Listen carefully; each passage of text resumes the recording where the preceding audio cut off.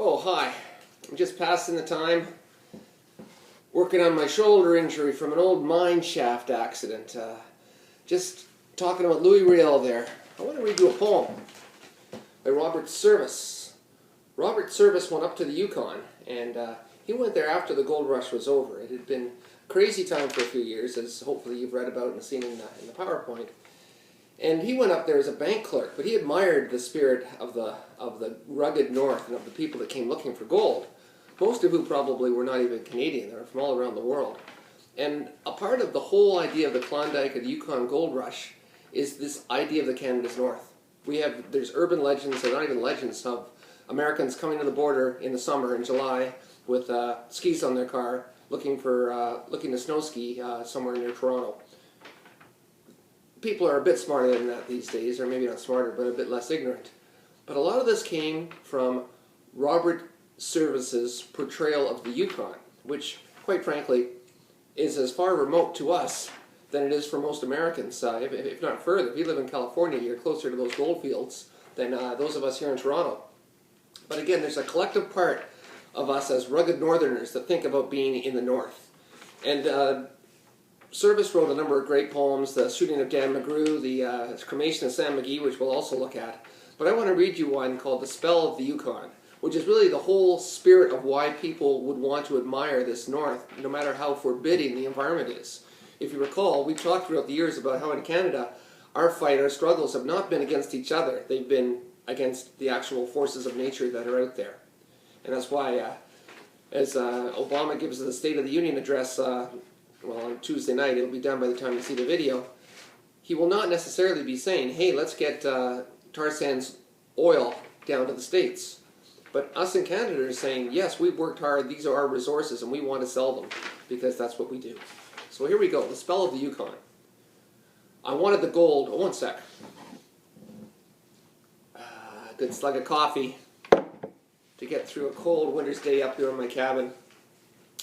I wanted the gold and I sought it. I scrambled and mucked like a slave. Was it famine or scurvy? I fought it.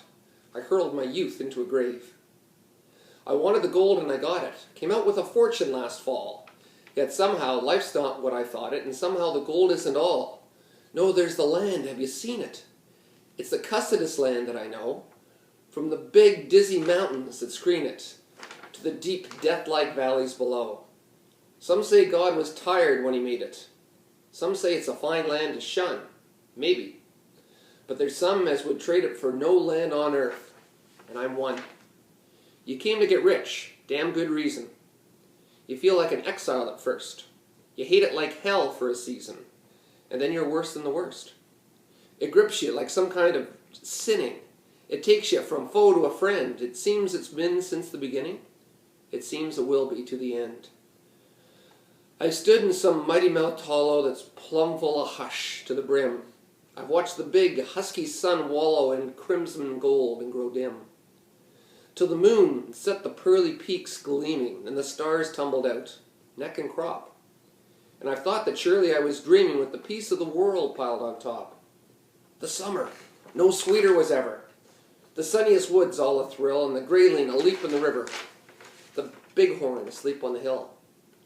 The strong life that never knows harness, the wilds where the caribou call, the freshness, the freedom, the farness. Oh God, how I'm stuck on it all. The winter, the brightness that blinds you, the white land locked tight as a drum, the cold fear that follows and finds you, the silence that bludgeons you dumb. That was just for effect. The snows that are older than history, the woods where the weird shadows slant, the stillness, the moonlight, the mystery. I bade him goodbye, but I can't. There's a land where the mountains are nameless and the rivers all run God knows where. And the lives that are erring and aimless and deaths that just hang by a hair. There are hardships that nobody reckons. There are valleys unpeopled and still. There's a land, oh, it beckons and beckons, and I want to go back, and I will. They're making my money diminish. I'm sick of the taste of champagne. Thank God when I'm skinned to the finish, I'll pike to the Yukon again. I'll fight, and you bet it's no sham fight. It's hell. I've been there before. But it's better than this by a damn sight. So me to the Yukon once more. There's gold, and it's haunting and haunting. It's luring me on as of old. Yet it isn't the gold that I'm wanting, so much as just finding the gold. It's the great big broad land way up yonder. It's the forests where silence has lease. It's the beauty that fills me with wonder. It's the stillness that fills me with peace. Sorry. Hat hair. So Service wrote that poem over 100 years ago. And this kind of image is what the world has sort of looked at Canada as. And this kind of image is what Canadians kind of feel proud as. We talked about the American West, that move west, how important it was. Well, with Canada, it was the Northwest and then simply the North. And our kind of rebirth, our purity seemed to be up in that particular North. So as you read through and you listen to the information we're going to be talking about, the history and the stories of this time, remember Robert Service and remember his importance in helping us form this personality we have. Even Starbucks, corporate Starbucks, realizes that with their blonde True North brand, okay, that harks back to the days of the Yukon Gold Rush and the poetry of Robert Service. Take care.